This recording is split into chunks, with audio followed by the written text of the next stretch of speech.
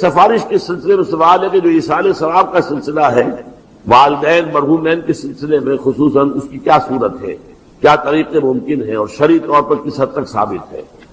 دیکھیے ایصال ثواب کے ضمن میں دو رائے ہیں ہمارے ہاں۔ اکثریت جو بھی ہمارے ہاں سنی علماء ہیں، دیوبندی بھی بریلوی بھی، وہ اس کے قائل ہیں کہ ایصال ثواب ہوتا ہے مالی عبادت کا بھی اور بدنی عبادت کا بھی۔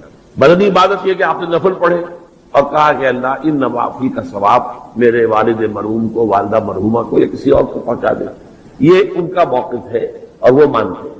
خیرات کریں اور خیرات کا کہیں، کسی کی بیوہ کی مدد کریں اور کہیں کہ اس کا ثواب اللہ تعالیٰ ان کو پہنچا دے۔ ایک موقف یہ ہے، وہ زیادہ تر ہمارے ہاں جو اہل حدیث حضرات ہیں ان کا موقف ہے۔ تو میں اگرچہ اس معنی میں کہ میں اہل حدیث مسلک سے متعلق نہیں ہوں، لیکن یہ اس معاملے میں میری رائے وہی ہے، وہ یہ ہے کہ بدنی عبادت کا ایصال نہیں ہے، مالی عبادت آپ نے خیرات کی ہے، صدقہ دیا ہے، کسی غریب کی مدد کی ہے، مسکین کی مدد کی ہے، بیوہ کی مدد کی ہے، یتیم کی مدد کی ہے، کسی مقروض کی مدد کی ہے، مال خرچ ہوا ہو تو اس کی جگہ پر جو ہے آپ اپنا ایصال ثواب اس کا کر سکتے ہیں، بدنی عبادت کا نہیں۔ واللہ عالم۔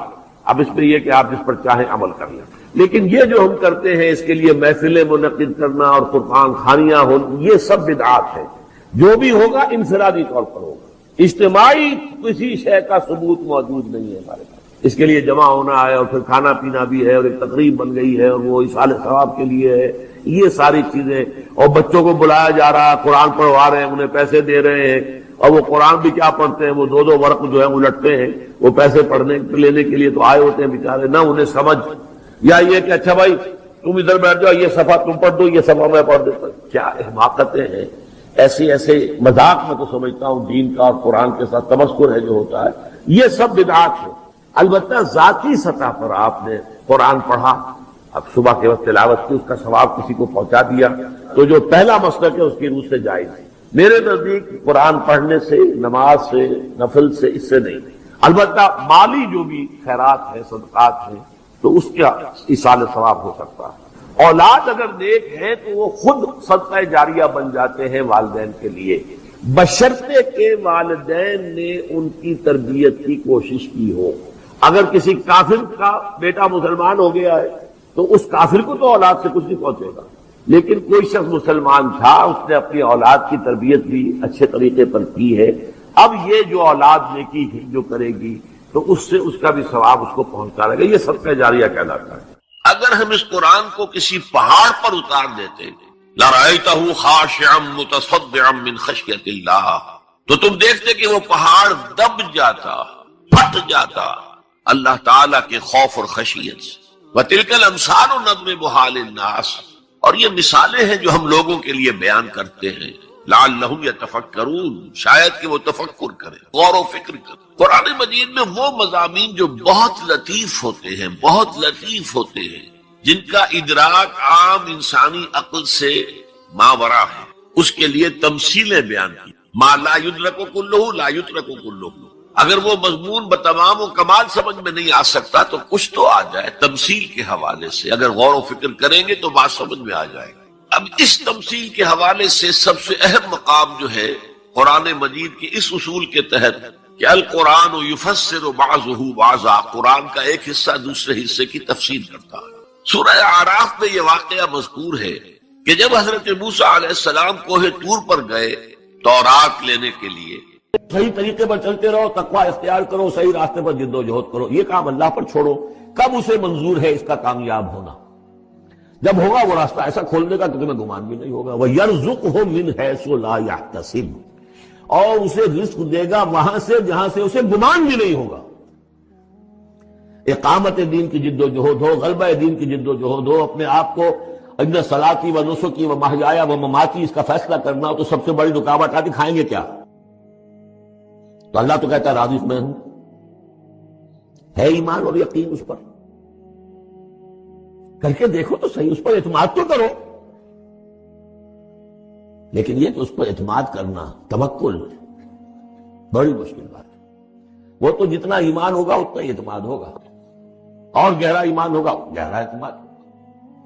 وَمَن يَتَّقِ اللَّهَ يَجْعَلْ لَهُ مَخْرَجًا وَيَرْزُقْهُ مِنْ حَيْثُ لَا يَحْتَسِبُ، وَمَن يَتَوَكَّلْ عَلَى اللَّهِ فَهُوَ حَسْبُهُ، یہ تو ابھی تقویٰ والے کی بات ہے کہ وہ وہاں سے رزق دے گا جہاں سے اسے ملے گا بھی نہیں، اور جس نے اللہ پر توکل کر لیا تو وہ اس کے لیے بہت کافی ہو جائے گا۔ توکل کر کے تو دیکھو، حسبہ وہ اس کے لیے کافی ہے۔ یہاں تک فرمایا ہے حدیث میں، من کان فی حاجت اخیہ کان اللہ فی حاجتہ، اگر کوئی مسلمان اپنے کسی بھائی کی ضرورت پوری کرنے میں لگ رہا ہے، اپنا وقت صرف کر رہا ہے، اللہ اس کی ضرورت پوری کرنی شروع کر دیتا ہے۔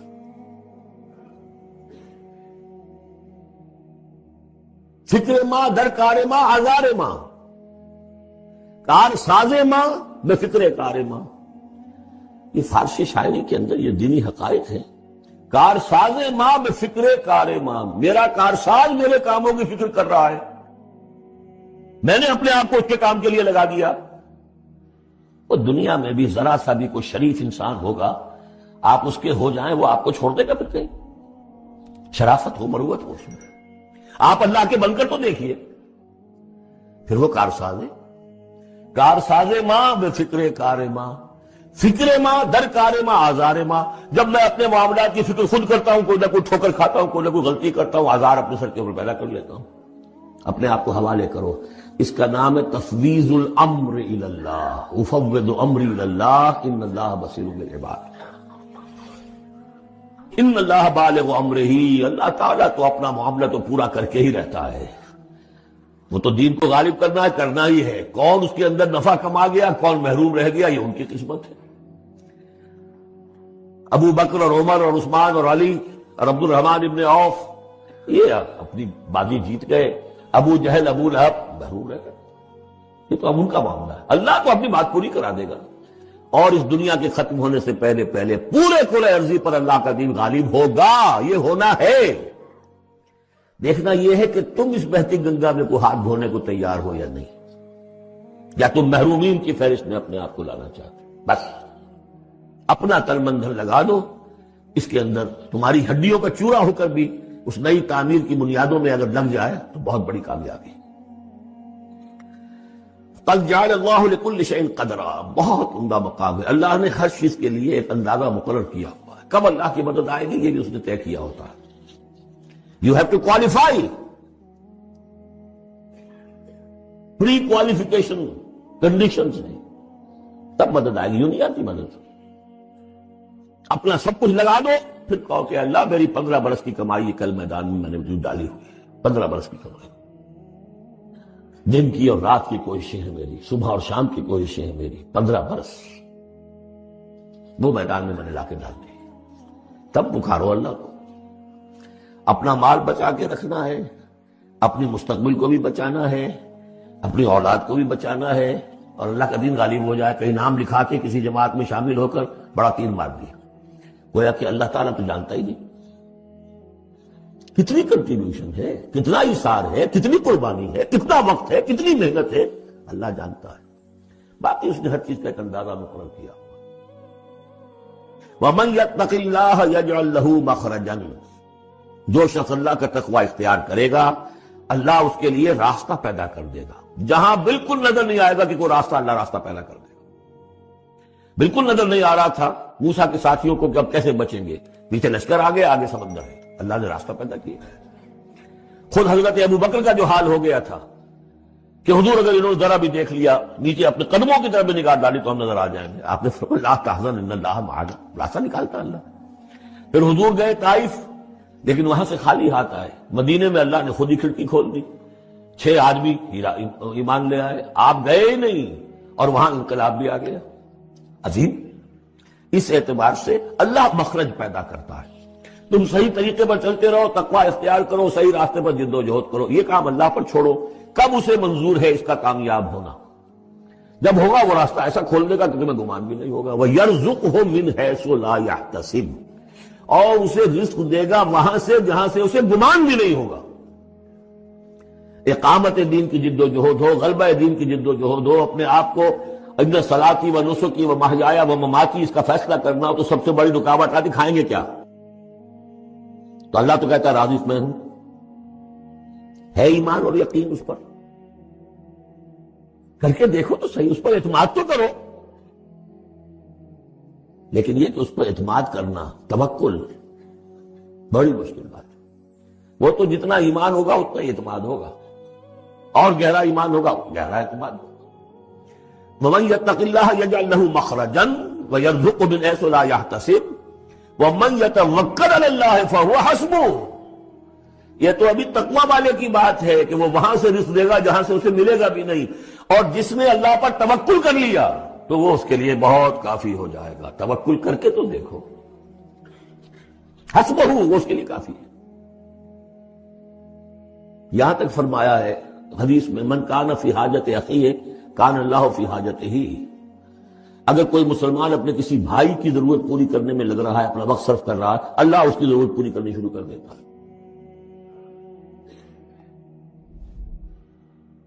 فکر ماں در کار ماں آزار ماں، کار ساز ماں بے فکر کار ماں۔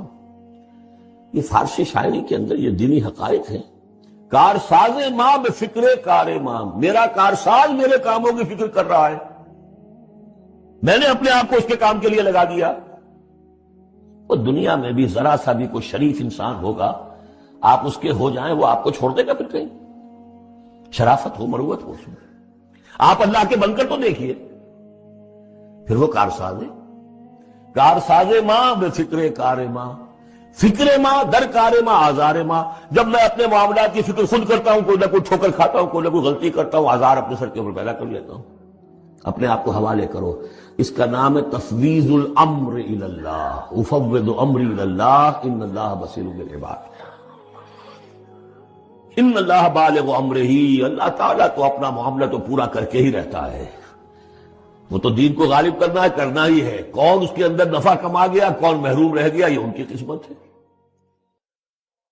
ابو بکر اور عمر اور عثمان اور علی اور عبد الرحمن ابن عوف یہ اپنی بازی جیت گئے، ابو جہل ابو لہب محروم رہ گئے۔ یہ تو اب ان کا معاملہ ہے، اللہ تو اپنی بات پوری کرا دے گا، اور اس دنیا کے ختم ہونے سے پہلے پہلے پورے کل ارضی پر اللہ کا دین غالب ہوگا، یہ ہونا ہے۔ دیکھنا یہ ہے کہ تم اس بہتی گنگا میں کو ہاتھ دھونے کو تیار ہو یا نہیں، یا تم محرومین کی فہرست میں اپنے آپ کو لانا چاہتے۔ بس اپنا تن من دھن لگا دو اس کے اندر، تمہاری ہڈیوں کا چورا ہو کر بھی اس نئی تعمیر کی بنیادوں میں اگر لگ جائے تو بہت بڑی کامیابی ہے۔ قد جعل اللہ لکل شیء قدرا، بہت عمدہ مقام ہے۔ اللہ نے ہر چیز کے لیے ایک اندازہ مقرر کیا ہوا ہے، کب اللہ کی مدد آئے گی یہ بھی اس نے طے کیا ہوتا ہے۔ You have to qualify.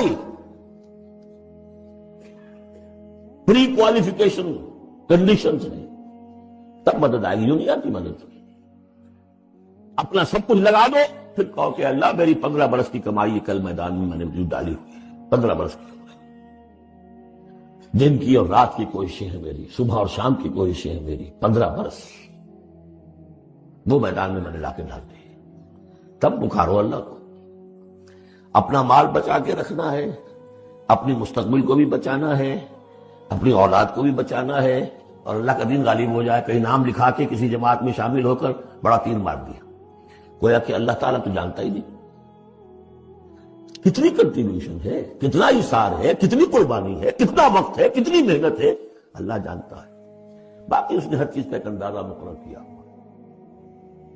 وَمَن يَتَّقِ اللَّهَ يَجْعَل لَّهُ مَخْرَجًا، جو شخص اللہ کا تقوی اختیار کرے گا اللہ اس کے لیے راستہ پیدا کر دے گا۔ جہاں بالکل نظر نہیں آئے گا کہ کوئی راستہ، اللہ راستہ پیدا کر دے گا۔ بالکل نظر نہیں آ رہا تھا موسیٰ کے ساتھیوں کو کہ اب کیسے بچیں گے، پیچھے لشکر آگے، آگے سمندر ہے، اللہ نے راستہ پیدا کیا۔ خود حضرت ابو بکر کا جو حال ہو گیا تھا کہ حضور اگر انہوں نے ذرا بھی دیکھ لیا، نیچے اپنے قدموں کی طرف بھی نگاہ ڈالی تو ہم نظر آ جائیں گے، آپ نے فرمایا لا تحزن ان اللہ معنا، راستہ نکالتا اللہ۔ پھر حضور گئے طائف، لیکن وہاں سے خالی ہاتھ آئے، مدینے میں اللہ نے خود ہی کھڑکی کھول دی، 6 آدمی ایمان لے آئے، آپ گئے ہی نہیں، اور وہاں انقلاب بھی آ گیا۔ عظیم، اس اعتبار سے اللہ مخرج پیدا کرتا ہے۔ تم صحیح طریقے پر چلتے رہو، تقوی اختیار کرو، صحیح راستے پر جد و جہد کرو، یہ کام اللہ پر چھوڑو۔ کب اسے منظور ہے اس کا کامیاب ہونا؟ جب ہوگا وہ راستہ ایسا کھول دے گا کہ تمہیں گمان بھی نہیں ہوگا۔ وَيَرْزُقْهُ مِنْ حَيْثُ لَا يَحْتَسِبُ، اور اسے رزق دے گا وہاں سے جہاں سے اسے گمان بھی نہیں ہوگا۔ اقامت دین کی جد و جہد ہو، غلبہ دین کی جد و جہد ہو، اپنے آپ کو ان صلاتی و نسکی و محیایا و مماتی اس کا فیصلہ کرنا ہو تو سب سے بڑی رکاوٹ آتی کھائیں گے کیا؟ تو اللہ تو کہتا ہے راضی میں ہوں. ہے ایمان اور یقین اس پر؟ کر کے دیکھو تو صحیح، اس پر اعتماد تو کرو. لیکن یہ کہ اس پر اعتماد کرنا، توکل، بڑی مشکل بات ہے. وہ تو جتنا ایمان ہوگا اتنا ہی اعتماد ہوگا، اور گہرا ایمان ہوگا گہرا اعتماد ہوگا. وَمَن يَتَّقِ اللَّهَ يَجْعَلْ لَهُ مَخْرَجًا وَيَرْزُقْهُ مِنْ حَيْثُ لَا يَحْتَسِبُ وَمَن يَتَوَكَّلْ عَلَى اللَّهِ فَهُوَ حَسْبُهُ.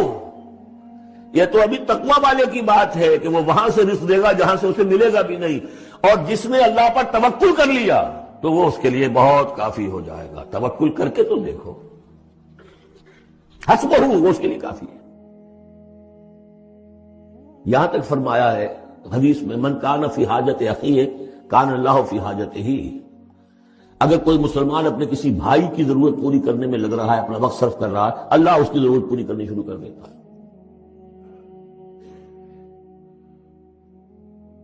فکر ماں در کار ماں آزار ماں، کار ساز ماں بے فکر کار ماں. یہ فارسی شاعری کے اندر یہ دینی حقائق ہے. کار ساز ماں بے فکر کار ماں، میرا کارساز میرے کاموں کی فکر کر رہا ہے، میں نے اپنے آپ کو اس کے کام کے لیے لگا دیا. وہ دنیا میں بھی ذرا سا بھی کوئی شریف انسان ہوگا، آپ اس کے ہو جائیں وہ آپ کو چھوڑ دے گا پھر کہیں؟ شرافت ہو، مروت ہو اس میں. آپ اللہ کے بن کر تو دیکھیے، پھر وہ کارساز ہے. کارساز ماں بے فکر کار ماں، فکر ماں در کار ماں آزار ماں. جب میں اپنے معاملات کی فکر خود کرتا ہوں، کوئی نہ کوئی ٹھوکر کھاتا ہوں، کوئی نہ کوئی غلطی کرتا ہوں، آزار اپنے سر کے اوپر پیدا کر لیتا ہوں. اپنے آپ کو حوالے کرو. اس کا نام ہے تفویض الامر الی اللہ. افوض امری الی اللہ ان اللہ بصیر بالعباد. ان اللہ بالغ امرہ، اللہ تعالیٰ تو اپنا معاملہ تو پورا کر کے ہی رہتا ہے. وہ تو دین کو غالب کرنا ہے، کرنا ہی ہے. کون اس کے اندر نفع کما گیا، کون محروم رہ گیا، یہ ان کی قسمت ہے. ابو بکر اور عمر اور عثمان اور علی اور عبد الرحمن ابن عوف یہ اپنی بازی جیت گئے. ابو جہل ابو لہب محروم رہ گئے. یہ تو اب ان کا معاملہ ہے. اللہ تو اپنی بات پوری کرا دے گا، اور اس دنیا کے ختم ہونے سے پہلے پہلے پورے کل ارضی پر اللہ کا دین غالب ہوگا. یہ ہونا ہے.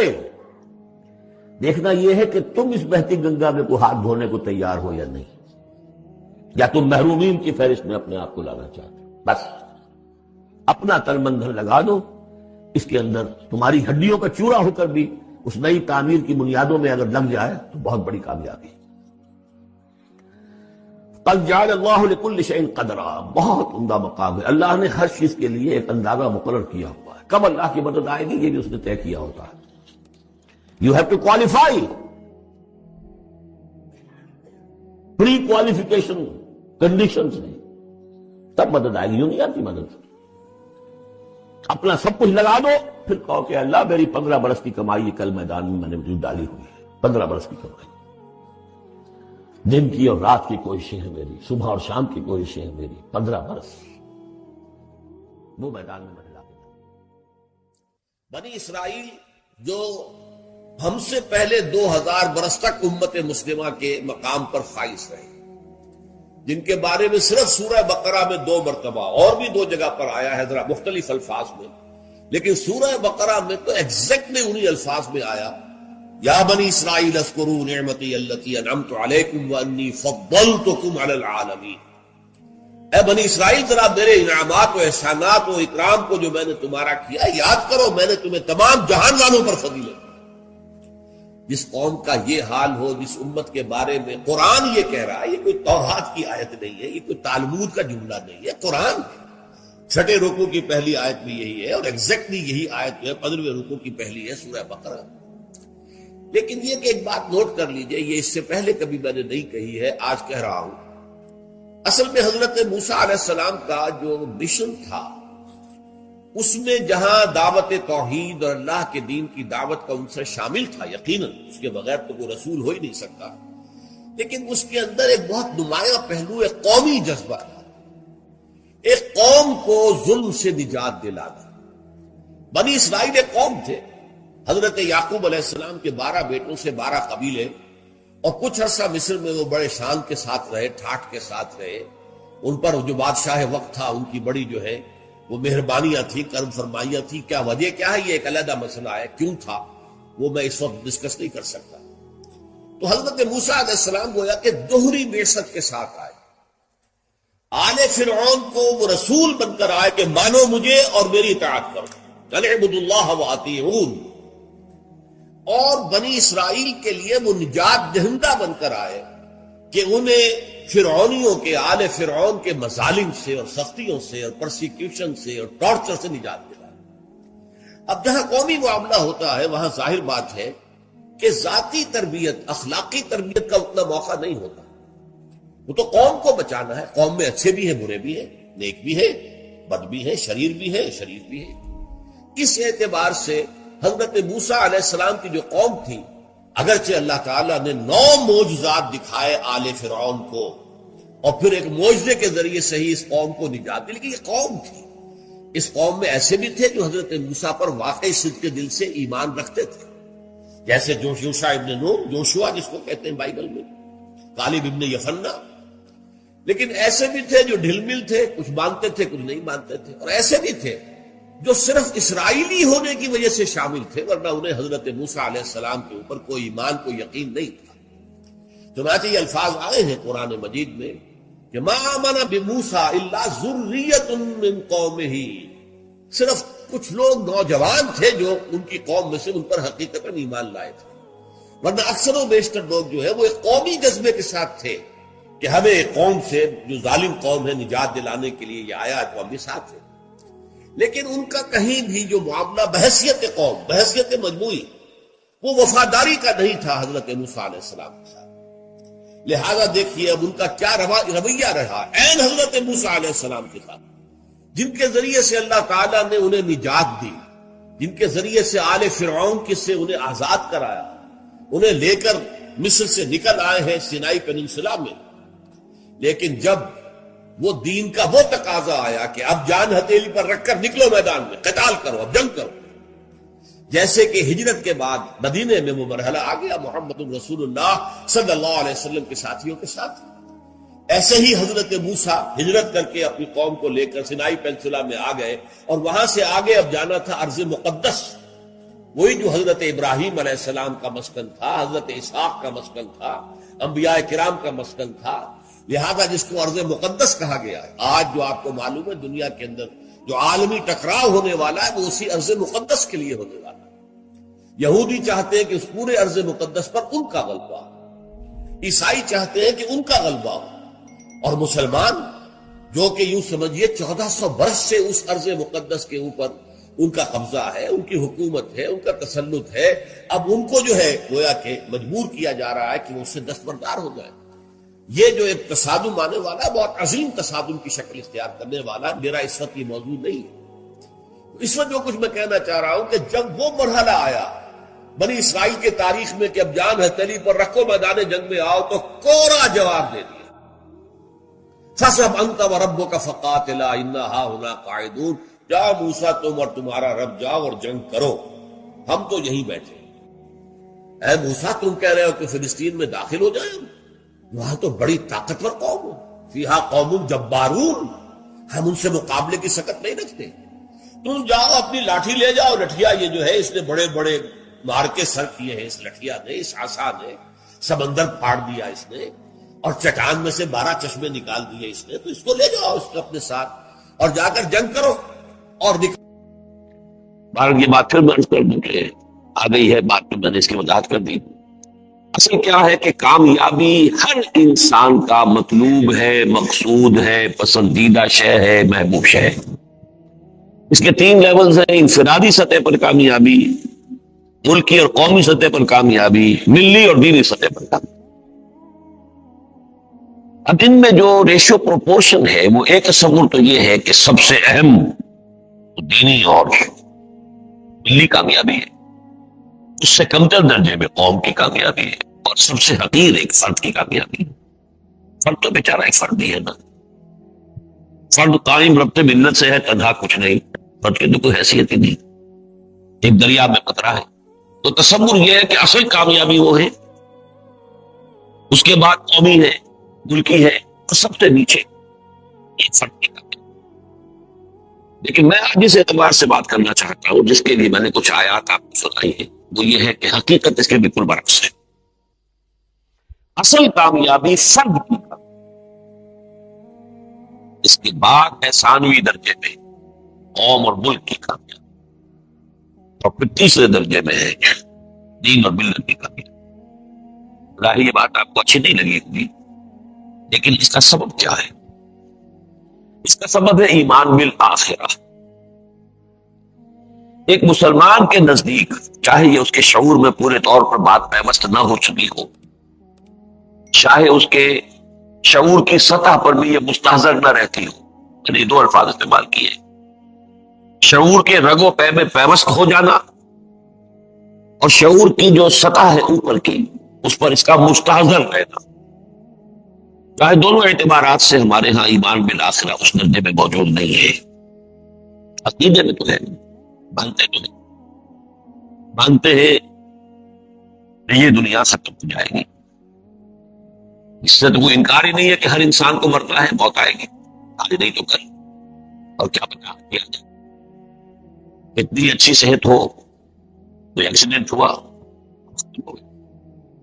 گھر سے دفتر کے لیے نکلے تھے، شام کو گھر والے منتظر ہیں کہ آئیں گے، ہم نہیں آئے، ڈھونڈا، کہیں لاش کسی ہسپتال کے سرد خانے میں پڑی۔ یہ ہوتے حوادث شب و روز۔ موت انفرادی اور موت اس کائنات کی، وہ ہے قیامت، وہ آ کر رہنی ہے، ہمارا عقیدہ ہے۔ اور پھر ماں سے بعد الموت ہے، دوبارہ اٹھایا جانا ہے، پھر حشر ہے، جمع ہونا ہے، پھر حساب کتاب ہے، محاسبہ ہے، وزن اعمال ہے، پھر فیصلے ہیں جنت یا دوزخ۔ جیسا کہ حضور کا بالکل ابتدائی خطبہ، سیرت میں تو یہ واقعہ آپ نے پڑھا ہوگا کہ 2 مرتبہ حضور نے اپنے خاندان کے لوگوں کو جمع کیا، بنو ہاشم، اس لیے کہ قرآن مجید میں آیت آ گئی وَأَنذِرْ عَشِيرَتَكَ الْأَقْرَبِينَ، اے نبی اپنے قریبی رشتہ داروں کو خبردار کیجئے۔ تو آپ نے بنو ہاشم کو جمع کیا، حضرت علی کو حکم دیا کھانے کا بندوبست کرو، کھانا کھا لیا لوگوں نے۔ اب آپ کھڑے ہوئے کچھ کہنے کے لیے، تو لوگوں نے سمجھ لیا کہ اب اپنی نبوت اور رسالت کا راگ لاپیں گے، میٹنگ کی، شور مچایا، چلے گئے، بات سنی، کچھ وقفہ دے کر دوبارہ بلا۔ پھر جب کھانا کھا لیا، اب حضور پھر کھڑے ہوئے تو کچھ شرم آ گئی ہوگی کہ 2 مرتبہ کھانا کھا لیا ہے، آخر ان کی بات سن تو لے۔ تب آپ نے خطبہ ارشاد فرمایا، بڑا مختصر 3 جملے ہیں، ان الرائد لا یکذب اہلہ۔ دیکھو، کسی قافلے کا راہبر اپنے قافلے والوں کو دھوکہ نہیں دیا کرتا۔ اب آپ تصور کیجئے کہ عرب کا نقد صحرا، راستہ جاننے والے جو لوگ ہوتے تھے وہی ہوتے تھے کہ جو قافلوں کو لے کر چلتے تھے، اگر وہ بھٹکا دیں سارا کا سارا قافلہ ختم۔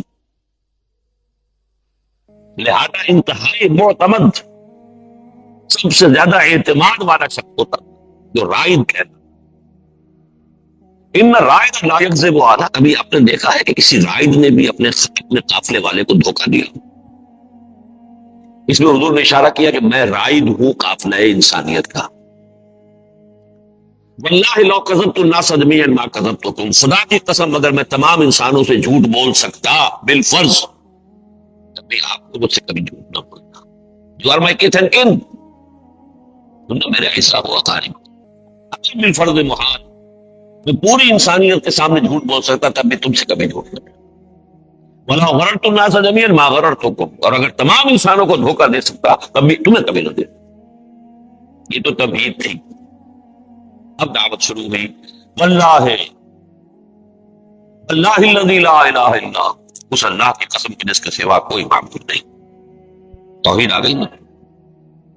انی لرسول اللہ الیکم خاصۃ والی الناس کافۃ، میں یقیناً اللہ کا رسول ہوں تمہاری طرف خاص طور پر اور پوری نوع انسانی کی طرف عام طور پر۔ یہ رسالت آ گئی ایک ایک جملے میں، ایک ایک گھنٹے کی تقریر نہیں ہماری طرح، ایک ایک جملے میں۔ زبان کی عربی، لسان نبوت سے موتی جھڑ رہے ہیں، مانے نہ مانے ان سب کے دلوں میں تو جا کر وہ نصب پیوست ہو رہے ہیں، چاہے اپنی ضد ہے، ہٹ درمی ہے۔ واللہ الذی لا الہ الا هو، توحید۔ انی لرسول اللہ الیکم خاصۃ والی الناس کافۃ، میں تمہاری طرف بالخصوص اور پوری نوع انسانی کی طرف بالعموم اللہ کا رسول ہوں۔ لیکن تیسری چیز دیکھیے، اب کتنے جملوں میں آپ نے بیان کی آخرت، اصل سے آخرت۔ واللہ لتموتن کما تنامون ثم لتبعثن کما تستيقظون ثم لتحسبن بما تعملون ثم لتجزون بالاحسان احسانا وبالسوء سوءا وانها لجنة ابدا او لنار ابدا۔ 6 جملے ہیں آخرت پر اور قیامت پر، ایک جملہ رسالت پر، ایک جملہ توحید پر۔ یہ ریشو پروپورشن میں نے چاہا ہے کہ آپ سمجھ لیں کہ دین میں عملی اعتبار، ویسے نظری اعتبار سے، اصولی اعتبار سے تو اصل چیز ہے توحید، قانونی اعتبار سے اصل شہ رسالت۔ بڑے سے بڑا موحد ہو اور رسول پر ایمان نہ لائے جہنمی ہے، موحد ہوا کرے۔ لیکن عملی اعتبار سے، کامیابی کے اعتبار سے اہم ترین شے ایمان بالآخرہ، ورنہ توحید بھی ایک بھول بھلیاں بن جائے گی، علم کلام کا مسئلہ بن جائے گی، بال کے کھاد اتارے جائیں گے، وحدت الوجود اور وحدت الشہود کی بحثیں بن جائیں گی، توحید یہ بن جائے گی۔ یہ توحید زندہ قوت کے زمانے میں یہ توحید کبھی، اور اب کیا ہے، فقط ایک مسئلہ ہے علم کلام۔ اگر آخرت کا یقین نہیں، توحید یہ شکل اختیار کرے گا، ایمان بھی رسالت کیا شکل اختیار کرے گا؟ میلاد کی محفلیں ہوں گی، عید میلاد النبی کے جلوس ہوں گے، لہک لہک کر نعتیں پڑھی جائیں گی، یہ ہوگا ایمان بالرسالت۔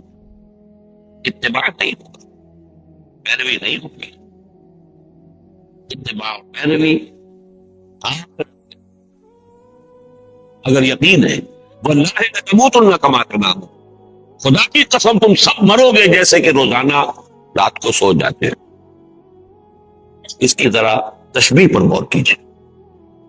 یہ نیند جو ہے موت کی بہن ہے، قرآن مجید میں اس کے لیے لفظ آیا ہے، اللہ یتوفی الانفس حین موتها والذی لم تمت فی منامها، اللہ جانوں کو قبض کر لیتا ہے موت کے وقت، اور جن کے ابھی موت کا وقت نہ آیا ہو نیند کے اندر۔ شعور آپ کا ختم ہو گیا تو حقیقی شے تو شعور ہے، تو یہ موت کی بہن ہے، اس سے تشبیہ دی ہے۔ واللہ لتموتن کما تنامون ثم لتبعثن کما تستيقظون، اور پھر لازماً تمہیں اٹھا لیا جائے گا جیسے روزانہ صبح بیدار ہو جاتے ہیں۔ ثم لتحسبن بما تعملون، پھر تم سے حساب لیا جائے گا اس کا جو تم کر رہے ہو۔ ثم لتجزون، پھر تمہیں لازماً بدلہ دیا جائے گا، بالاحسان احسانا وبالسوء سوءا، بھلائی کا بھلا بدلہ، برائی کی بری سزا۔ انہا لجنت ابدا او لنار ابدا، اور پھر یا تو وہ جنت ہے ہمیشہ ہمیشہ کے لیے، اور یا آگ ہے ہمیشہ ہمیشہ کے لیے۔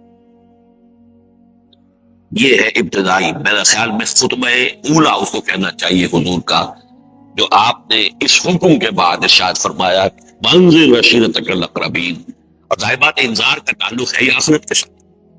خبردار کیجیے، نیند کے باتوں کو جگائیے، ہوش میں لائیے۔ تو میں نے جو کچھ عرض کیا آپ اس کی کڑیاں جوڑیے۔ ایک شے جو ہم سب کے لیے نزدیک محمود ہے، مقصود ہے، مطلوب ہے، کامیابی۔ کامیابی کے 3 لیول، انفرادی، قومی اور ملکی، اور تیسرا ملی اور دینی سطح پر۔ ایک اعتبار سے اہم ترین وہ ہے، بلند ترین وہ ہے دینی اور ملی سطح پر، اس سے نیچے آئیں تو پھر ہے قومی اور ملکی سطح پر، اس سے نیچے آئیں تو فرد کی ہے۔ لیکن دوسرے اعتبار سے فرد کے لیے اصل کامیابی جو ہے وہ اپنی، اور اس کا تعلق ہے ایمان بالآخرہ سے۔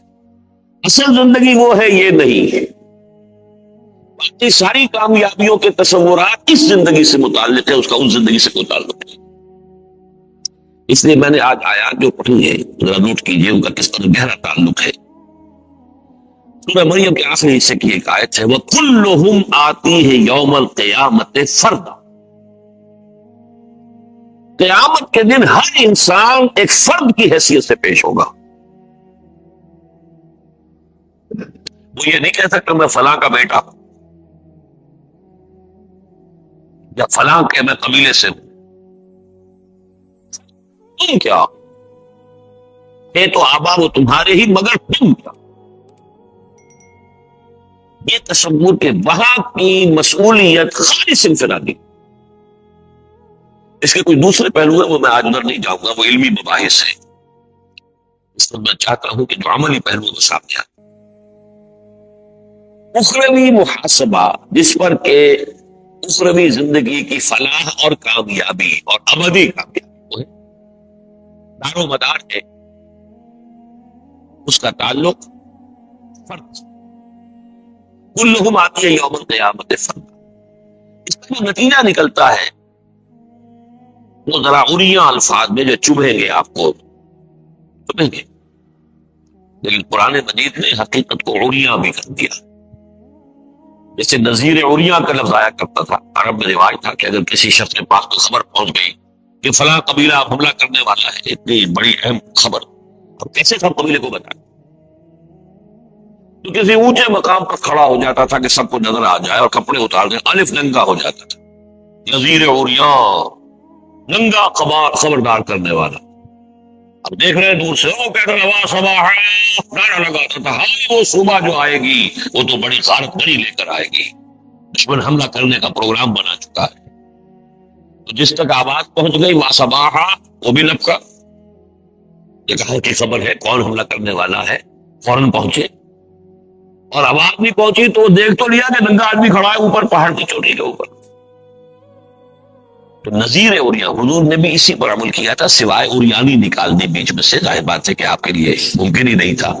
وہی صفا پر کھڑے ہو کر وا صباح کا نعرہ لگایا. تو اس اعتبار سے انذار آخرہ کی اصل کامیابی وہ ہے اور وہاں کی مسئولیت انفرادی ہے. اس جملے میں تو جو کہ سورہ مریم کے آخر میں آیا ہے کوئی بات ایسی نہیں کہ جو آپ کو چبھی ہو،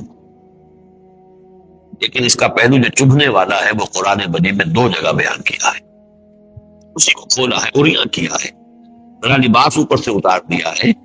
کہ یہ انفرادی محاسبے کا کیا نتیجہ نکلتا ہے اس کو سمجھ لو. وَلَا يَسْأَلُ حَمِيمٌ حَمِيمًا، اس دن کوئی انتہائی گرم جوش دوست بھی کسی دوسرے کی خبر نہیں لے گا. جو مسرونہم انہیں دکھا دیے جائیں گے، وہ ہے دوست، وہ ہے تمہارا ساتھی، لیکن ہر ایک کو نفسی نفسی پڑی ہوگی، کوئی کسی کی طرف دھیان دینے والا نہیں ہوگا.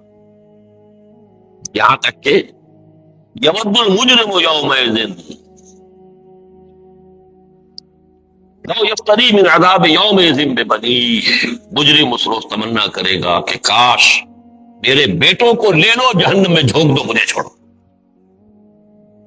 تمہارا نا جملہ بیٹوں کے بارے میں عزیز ترین متا، لو یفتری فدیہ میں میرے بیٹے لڑ، اس دن کے عذاب سے مجھے بچا. یود المجرم لو یفتری من عذاب یومئذ ببنیہ وصاحبتہ واخیہ، اور لو میری جورو کو بھی جھونکو، میرے بھائی کو بھی جھونکو، مجھے بچا. وفصیلتہ التی تؤویہ، میرے پورے کنبے قبیلے کو لے لو اور جھونک دو، مجھے بچا. ثم ینجی، لیکن کسی طرح مجھے نجات دیتا، اللہ ہرگز نہیں. یہ بات ہو گئی نا. یہاں تو ساری محبتیں اور ساری دلداریاں اور دلجوئیاں اور لحاظ اور پاس اور حقوق کیا کریں جی، حقوق و لباس ہے تو حقوق و لباس سے کوئی فرصت ملے گی تو سوچیں گے نا کسی اور بات کی طرف. یہ ساری سوچ جو ہے وہ تو انہیں رشتہ داریوں، انہیں تعلقات اور بھی مختلف انداز قرآن میں اختیار کیے گئے ہیں، اس کے لیے حدیث میں بھی آئے ہیں. لیکن میں ادھر نہیں جانا چاہتا، صرف ان 2 آیات، 2 مقامات پر جو آیات آئی. وَلَا يَسْأَلُ حَمِيمٌ حَمِيمًا يُبَصَّرُونَهُمْ، دکھا بھی دیے جائیں گے، حسرت ہو جائے یہ میرا وہ لاڈلا، میرا بیٹا جس کے لیے میں نے اپنے آپ کو انویسٹ کر دیا تھا، آج میری طرف دیکھ بھی نہیں رہا، تاکہ حسرت. جیسے کہ بہت سے لوگوں کو بڑھاپے میں حسرتیں ہوتی ہیں، جن اولادی سولاد کے لیے اپنے آپ کو کھپا دیا، پھر بڑھاپے میں جو سلوک وہ کرتی ہے، حسرت ہوتی ہے کہ نہیں؟ ہم نے تو اپنے آپ کو گلا دیا ان کے لیے. اور یہ ہمارے ساتھ کیا کر رہے ہیں؟ یبصرونہم، دکھا دیے جائیں گے وہ انہیں. یود المجرم لو یفتدی من عذاب یومئذ ببنیہ وصاحبتہ واخیہ وفصیلتہ التی تؤویہ. یہ فصیلتہ التی تؤویہ کا اصل مفہوم آج ہم نہیں سمجھ سکتے. یہ قبائلی زندگی میں ہوتا تھا. قبیلہ پناہ گاہ ہوتا تھا انسان کے لیے، وہ حافظ ہوتا تھا اس کی عزت کا، اس کی آبرو کا. کوئی اگر اس سے خطا ہو گئی ہے تو اس کا تاوان آ رہا ہے تو قبیلہ شیئر کرتا تھا کہ اکیلا آدمی نہیں کھڑا ہوتا تھا کہ بہت تو اب نہیں، قبیلہ، علماء، خاندان. اب تو یہ کہ اربنائزیشن، شہری زندگی میں اس کی حیثیت ختم ہو گئی ہے. لیکن یہاں جو الفاظ آئے ہیں، یود المجرم لو یفتدی من عذاب یومئذ ببنیہ وصاحبتہ واخیہ وفصیلتہ التی تؤویہ، وہ اس کا کنبہ قبیلہ جو اسے پناہ دیا کرتا تھا. ومن فی الارض جمیعا ثم ینجیہ، اور جو بھی زمین میں ہے تمام انسانوں کو لے لو فدیے میں اور خدا کے لیے مجھے چھوڑو. کلا، ہرگز نہیں، ایسا نہیں. آپ کو بھگتنا پڑے. You will have to face the ground accountability, the grand accountability of the day of judgment alone. یہ فردہ alone. اچھا یہ کہ یہاں alone سمجھ لو اپنے آپ کو، تب بچت ہوگی. ذہن احساس کے اعتبار اپنے آپ کو تنہا سمجھ. یہاں بھی ذہن تو میرا آ رہا ہے، میں کہوں فلسفیانہ مضمون ہے. اس میں آدمی کا لیول آف کانشسنس جتنا اونچا ہوتا جاتا ہے اتنا ہی اس میں لونلینس کا احساس بڑھتا جاتا ہے. جتنا لوور لیول پر ہوں گے، ہماری سطح پر ہوں گے، وہ آپ کو معلوم ہوگا کہ ہاں سب ہے کیسے ہے، محفل ہے. اونچے ہوتے جائیں گے تو تنہائی کا احساس ہوگا. ایک ایلون وہ ہے قل هو اللہ احد، اور ایک ایلون ہمارے اندر ہے، وہ ہماری روح ہے. اس روح کا کوئی رشتہ نہیں ہے، نہ اس کا کوئی باپ ہے، نہ اس کا کوئی بیٹا ہے، نہ اس کی کوئی بیوی ہے. یہ باپ، بیٹا، بیوی، شوہر، یہ سارا تعلق جسد کا ہے، روح کا نہیں ہے. روح کا تعلق کسی سے نہیں، صرف ذات رب کے ساتھ ہے. یسألونک عن الروح قل الروح من امر ربی، وہ کسی کا بیٹا یا بیٹی نہیں ہے، کسی کا باپ یا ماں نہیں ہے. یہ لو پروٹائنس ایک بہت بڑے حکیم اور فلسفی ہوتے تھے الیگزینڈریا کے، انہوں نے کہا 3 الفاظ کہے، flight of the alone to the alone. تقرب جس کو کہا گیا حدیث میں، تقرب اللہ، اس تنہا کی پرواز تنہا کی طرف. ایک وہ تنہا ہے ذات باری تعالیٰ، قل هو اللہ احد. اس کا ترجمہ اگر آپ ایک کرتے ہیں تو غلط ترجمہ ہے. اللہ ایک ہے، وہ تو اللہ واحد ہو سکتا ہے. Flight of the alone to the alone. اگر اس دنیا میں وہ روش اختیار کر لی جائے گی تو عافیت ہوگی وقت. اس کے لیے اشارہ ہو رہا ہے، اور اسی کو پھر سورہ عبس میں دہرایا گیا. اس لیے کہ یہ بارہا یہ باتیں آپ نے سنی ہوگی، میرے رفقا نے دوبارہ سنی ہے بہت مرتبہ، 20 مرتبہ. اہم مضامین قرآن مجید میں کم سے کم 2 جگہ ضرور آئیں گے. یوم یفر المرء من اخیہ وامہ وابیہ وصاحبتہ وبنیہ لکل امرئ منہم یومئذ شأن یغنیہ. وہی مضمون جس دن کے انسان بھاگے گا اپنے بھائی سے اور اپنی ماں سے اور اپنے باپ سے اور اپنی بیوی سے اور اپنے بیٹوں سے. ہر ایک کو سوچ پڑی ہوگی اپنی نفس ہی نفس. یہ ہے یہ محاسبہ اخروی کی کیفیت کے جو قرآن مجید میں ان الفاظ میں بیان کی. میں نے یہ کیوں آیات آپ کو سنائی تاکہ معلوم ہو جائے اصل کامیابی انفرادی کامیابی. ملک بہت کامیاب ہو گیا، میرا بیڑا غرق ہو گیا تو مجھے کیا حاصل ہوا ملک سے، اگر آخرت میری برباد ہے. دین کا غلبہ ہوا یا نہیں، میں اللہ کے ہاں سرخرو ہو گیا، میں کامیاب. ان دونوں چیزوں کو ذہن میں رکھیے. کامیابی اس لیول پر خالص انفرادی ہے، انفرادی کامیابی. اس انفرادی کامیابی کا سارا تعلق جو ہے تصور فرائض سے ہے کہ اللہ نے آپ پر کیا کیا ذمہ داری عائد کی ہے، کیا فرائض عائد کی ہے، اسی کا حساب لے گا نا۔